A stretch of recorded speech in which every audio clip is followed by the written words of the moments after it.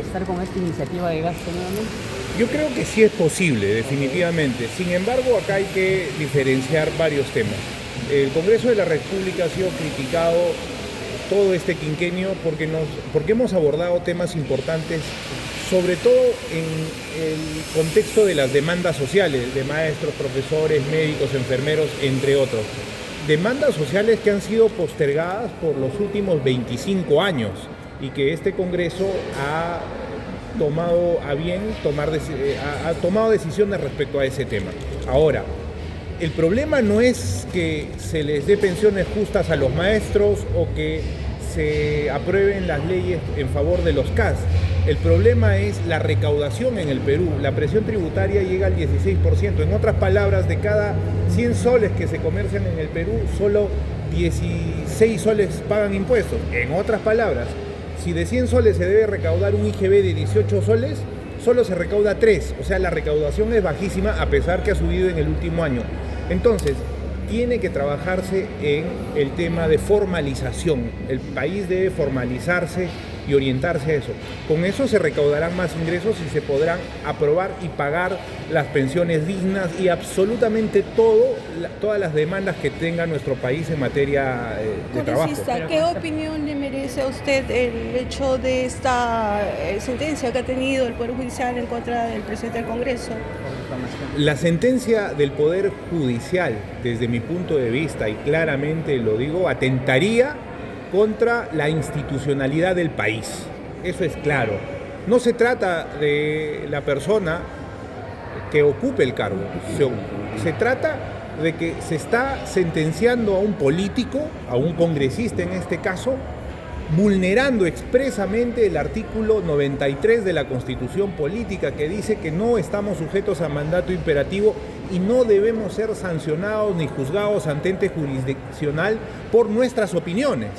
Entonces, días previos a la elección, como sucedió en la elección de esta mesa directiva también, la señora Espinosa envió una acusación constitucional contra algunos miembros de la mesa, entre otros temas, hacen que nuevamente esta línea donde no debe cruzarse la política en las decisiones judiciales, desde mi punto de vista se estaría cruzando. Y eso es grave para la institucionalidad del país. ¿Usted cree que todavía hay un sector, de repente, no sé, como él señala, ¿no? Caviar, un sector ideologizado, de repente que está en contra, por ejemplo, de las iniciativas que ha dado el presidente del Congreso de lesa humanidad o de otros temas, ¿no? O Domingo Pérez como claro ejemplo. Mira, también. esos son materia de debate respecto al tema de lesa humanidad, entre otros, que deben estar estipulados en la norma para que puedan las personas ser juzgadas en esa materia.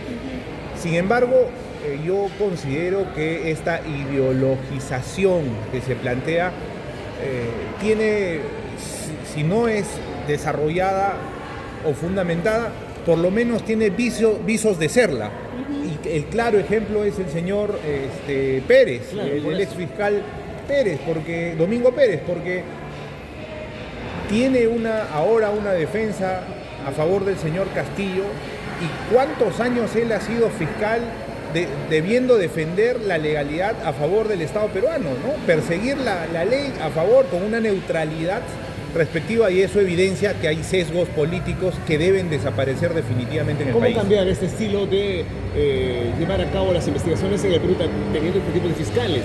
Esa Meritocracia. Reforma Meritocracia. que tienen que hacer ustedes. Sí, el fiscal de la Nación ha planteado una modificación de la ley orgánica del Ministerio Público, ley orgánica que viene desde los años 80, inclusive antes, y considero yo que debe verse con prioridad para entregarle a los nuevos gobernantes, a los nuevos congresistas, senadores y diputados, un país encaminado al orden y un país encaminado a la institucionalidad que se ve golpeada por estos fallos judiciales, por ejemplo, y que golpea también la competitividad del Perú. Estamos en el puesto 60 en el ranking mundial de competitividad y eso es grave para nuestro país. Ahora, ¿cómo hacemos con un Congreso descreditado? Ayer la señora Mari Carmen Alba hizo una denuncia muy grave, indicando que Perú Libre le habría dicho que no le dan su apoyo porque Balcázar ofreció liberar a Pedro Castillo. A cambio de liberar a Pedro Castillo, le dan el Palacio de Gobierno. Mire, Yo, es una opinión personal, considero que el presidente Balcázar va a liberar a Pedro Castillo, ¿no?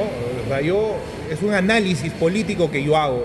Está en una bancada la cual lo ha llevado a ser presidente encargado en este momento, y esa yo considero va a ser una consigna que ellos van a tener. Independientemente de ello, son atribuciones del presidente. Sin embargo, a nivel general creo que las personas que cometen delitos tan graves como pretender hacer un golpe de Estado o los que se comparen con este delito deben asumir la responsabilidad de sus actos. Uno tiene que ser lo suficientemente ciudadano para asumir la responsabilidad de sus actos. Escaparse de esa responsabilidad apelando a un indulto es cobardía. ¿En qué momento cree que lo va a indultar, congresista? ¿Casi al cierre de su gestión? No lo sé el momento, pero es un análisis que yo hago que es altamente probable que pero eso en ese suceda. momento no lo puede hacer, sabe que no lo puede hacer. Tendría que renunciar a la defensa, a la apelación. Bueno, los canales legales y los procedimientos legales van a ser siempre materia de análisis de los abogados defensores. Yo, como le digo, es un análisis político el que hago y considero que eso va a ser así. Ahora, el próximo domingo se decide el futuro del Perú. ¿Qué le conviene al país? ¿Un gobierno con ideología extremista, como Venezuela, Colombia, cambios de constitución, o de derecha? ¿Qué debería apostar la población? Mire, a mí particularmente este proceso de elecciones no me ha gustado en materia de propuesta, ¿no? Se ha ocupado mucho del tema mediático. Por ejemplo, los partidos se han ocupado mucho de la censura contra el presidente Gerí, y eso ha quitado tiempo a la propuesta.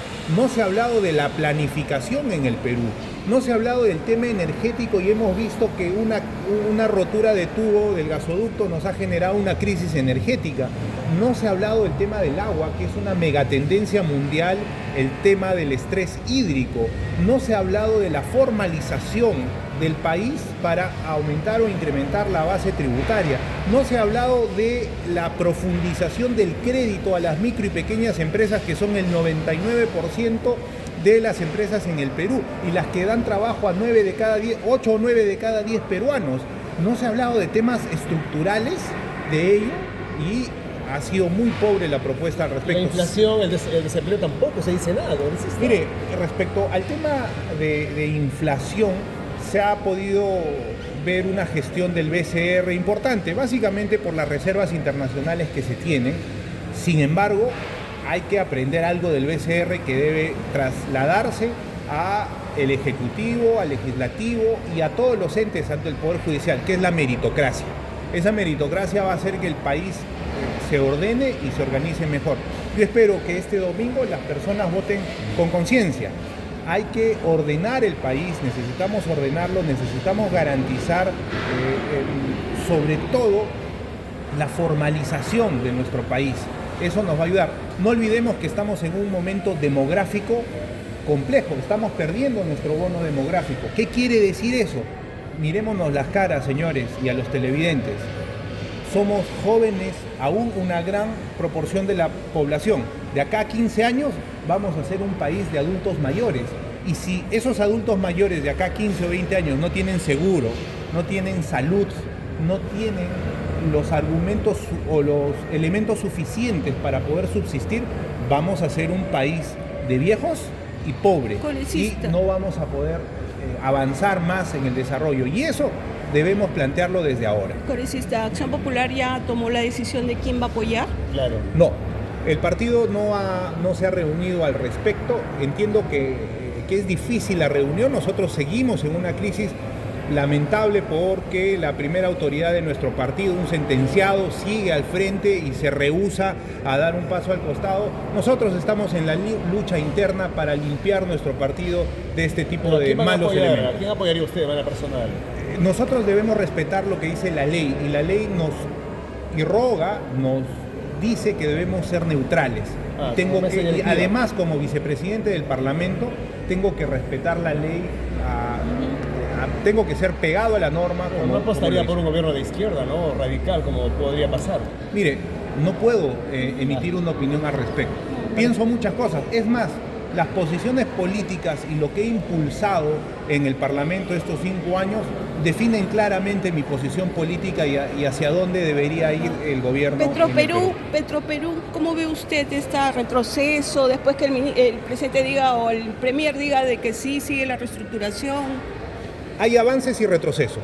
Primero dijo que le iban a inyectar, es más, le han inyectado algunos millones de parte del Ministerio 500. de Energía, que considero que es un error. ¿Por qué es un error? Yo tengo una premisa clara: Petroperú no debe privatizarse, porque es un sector estratégico del país.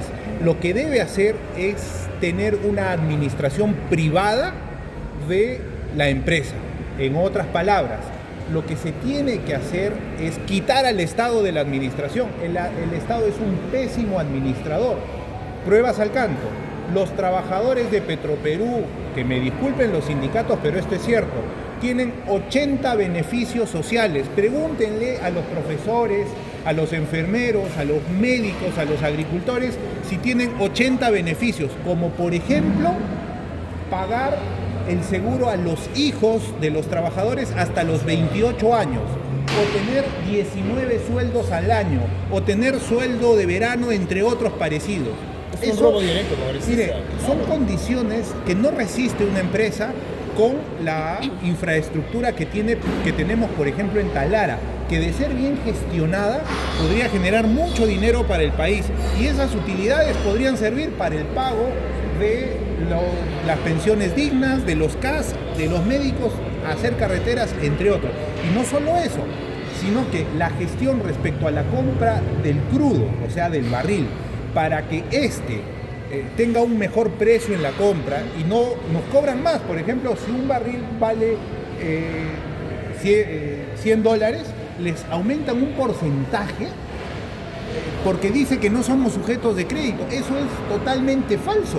Entonces hay una gestión que en esos puntos de la compra del crudo desde mi punto de vista, estaría haciendo un festín lamentable para la empresa. Entonces, la reestructuración va. ¿Y qué significa la reestructuración?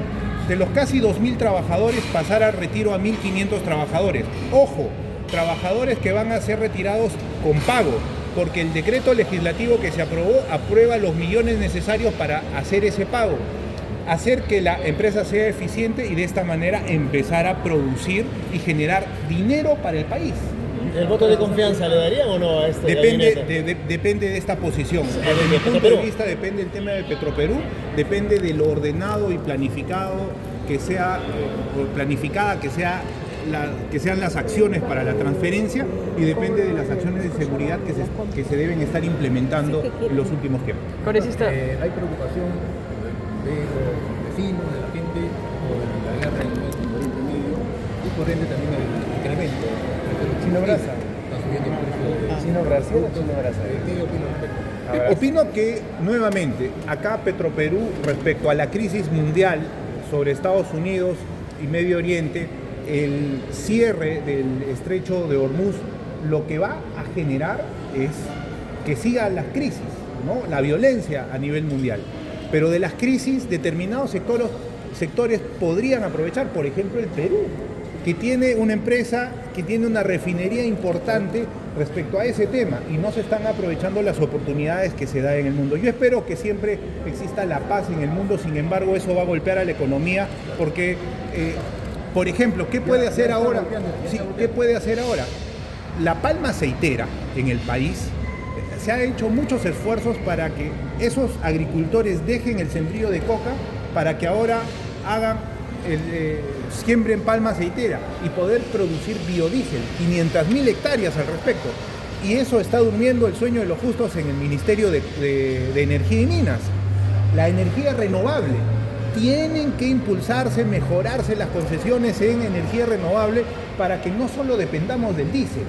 Esos son temas fundamentales y rápidos que se pueden hacer. Van a llamar al ministro de Energía y Minas para que se sepa si están inyectando dinero al fondo de estabilización. Miren, es que el fondo de estabilización siempre va a tener inyección de dinero, porque es un fondo que tiene una estructura donde siempre se ingresa el dinero para el fondo de estabilización. Ahora, en el Perú se vive una guerra tal y cual como en Medio Oriente, la guerra contra la criminalidad que están asesinando a diario.